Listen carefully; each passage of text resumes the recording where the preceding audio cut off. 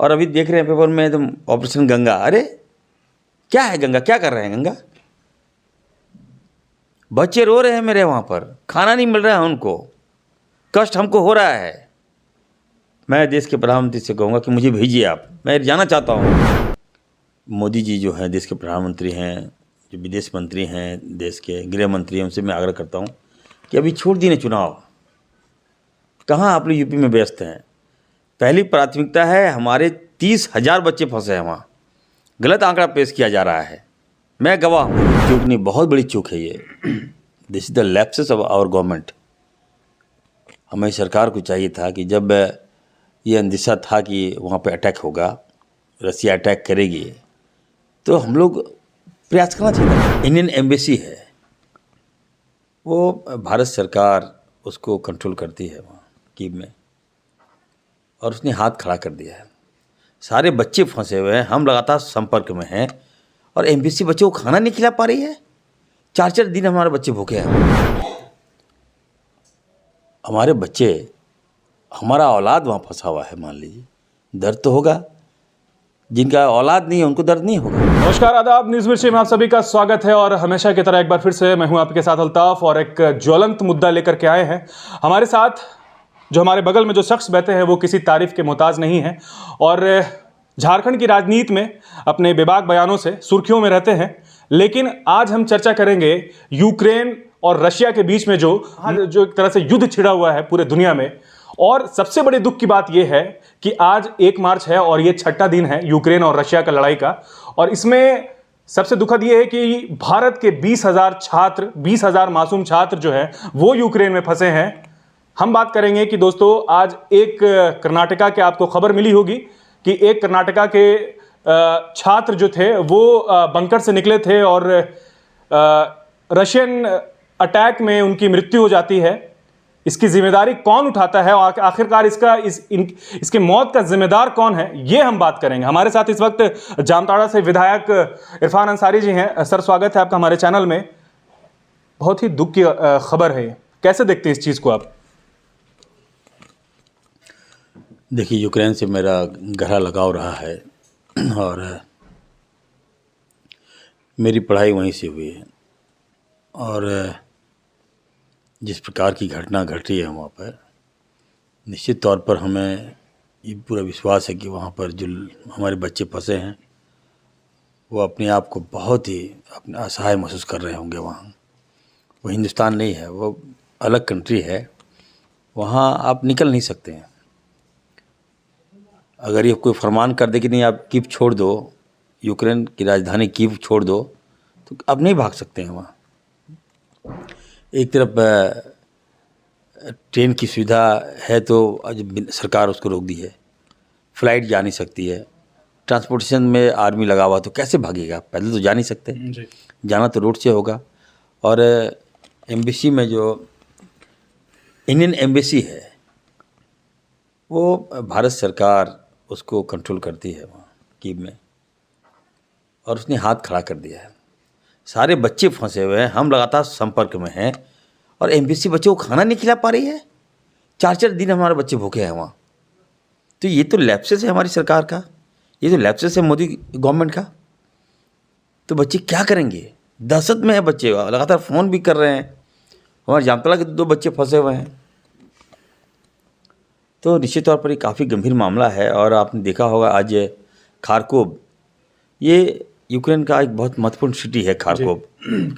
हाँ, खारकोव कहते हैं, खारकीव नाम भी है। अच्छा। तो वहाँ पर नवीन की हत्या हो गई। बताइए, माँ बाप उसको एजुकेशन देने के लिए भेजा है, उस बच्चे की हत्या हो जा रही है। तो कहाँ है हमारी सरकार? मैं आग्रह किया हूँ कि कम से कम मोदी जी जो हैं देश के प्रधानमंत्री हैं, जो विदेश मंत्री हैं, देश के गृह मंत्री हैं, उनसे मैं आग्रह करता हूँ कि अभी छोड़ दिए चुनाव। कहाँ आप लोग यूपी में व्यस्त हैं? पहली प्राथमिकता है हमारे 30,000 बच्चे फंसे हैं वहाँ, गलत आंकड़ा पेश किया जा रहा है। मैं गवाह हूँ वहाँ। और अगर 100-200 बच्चा ला रहे हैं तो वाहवाही पेपर में दिखाया जा रहा है। जो बच्चे फंसे हैं उनको लाने की व्यवस्था सरकार क्या कर रही है? हमारे पास क्या प्लेन की कमी है क्या? भेज दे प्लेन, कोई फॉरेनर्स को वहाँ नहीं मारता है, तो सरकार को आगे आना चाहिए। और अभी देख रहे हैं पेपर में तुम ऑपरेशन गंगा, अरे क्या है गंगा, क्या कर रहे हैं गंगा? बच्चे रो रहे हैं मेरे वहाँ पर, खाना नहीं मिल रहा है उनको, कष्ट हमको हो रहा है। मैं देश के प्रधानमंत्री से कहूँगा कि मुझे भेजिए आप, मैं जाना चाहता हूँ वहाँ।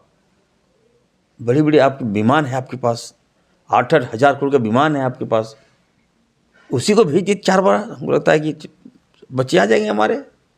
आज बच्चों को लाने की आवश्यकता है। मैं ये मांग करता हूँ कि जल्द से जल्द हमारे बच्चों को लाया जाए। हम कष्ट नहीं देख सकते हैं किसी का। वो डॉक्टर है, वो भविष्य है इंडिया का, हमारा भविष्य है। वो बच्चा मुसीबत में फंस गया है मेरा बच्चा, उसको लाने का पहल करे सरकार। बिल्कुल, आपने सोशल मीडिया के माध्यम से आप देख रहे होंगे कि तरह तरह के जो वहाँ खास करके मैं आपको बताना चाहूँगा कि यूक्रेन में जो है मेडिकल से रिलेटेड जो है वहाँ पे रिसोर्सेज ज़्यादा है, तो भारतीय जितने छात्र हैं वहाँ पहुँचे हैं, तो मेडिकल क्षेत्र से रिलेटेड जो भी पढ़ाइयाँ हैं वहाँ पे आसानी से वो लोग प्राप्त कर पाते हैं। दोस्तों, बातचीत करेंगे। आप देखे होंगे कि लगातार जो है अनेक छात्र है वो सोशल मीडिया पर आकर गुहार लगा रही है और लगातार जो है ये अपील कर रही है कि हमें किसी तरह की मदद की जाए। बंकर की जो हालात है वो सही नहीं है, कईयों को अस्थमा का प्रॉब्लम है, कईयों को सांस लेने में। देखिए अभी वहाँ ठंड है जी, और बंकर का मतलब आप समझ रहे हैं, जो बच्चा अगर बंकर में जाएगा वो मर ही जाएगा। वो ठंड है वहाँ, माइनस है वहाँ, माइनस डिग्री वहाँ हम जान रहे हैं बढ़िया से ना। अच्छा इरफान जी, आप बोल रहे हैं कि वहाँ ठंड है, लेकिन यहाँ की जो मीडिया है वो तो ये दिखा रही है कि बंकर तो बहुत ही सुविधाजनक है, सुविधाओं से लैस है। इस पर क्या कहना चाहेंगे आप? बिल्कुल गलत है, मैं जानता हूँ ना। बंकर में क्या सुविधा दे सकते हैं आप? वहाँ जहाँ 100 आदमी की रहने की व्यवस्था है, वहाँ हज़ार आदमी घुसा हुआ है, तो कौन सा सुविधा वहाँ मिलेगा लोगों को? लोग तो जान बचा रहे हैं। एक टाइम का खाना अगर मिल रहा है कि नहीं मिल रहा है, इसकी मुझे चिंता सता रही है। अच्छा, एक चीज़ और मैं इसी से जुड़ा एक सवाल करना चाहूँगा आपसे। कहा यह जा रहा है कि जब रशियन और यूक्रेन के बीच में जब जो शुरुआती तनाव जो देखा जा रहा था, तो उसे ये आगाह किया गया था इंडियन एम्बेसी को कि आप जो है छात्रों को वहाँ से बुला लीजिए। तो लगता नहीं है कि ये कहीं ना कहीं चूक हुई है कहीं से? देखिए, चूक नहीं, बहुत बड़ी चूक है ये। This is the lapses of our government. हमें सरकार को चाहिए था कि जब ये अंदेशा था कि वहाँ पे अटैक होगा, रसिया अटैक करेगी, तो हम लोग प्रयास करना चाहिए था पहले।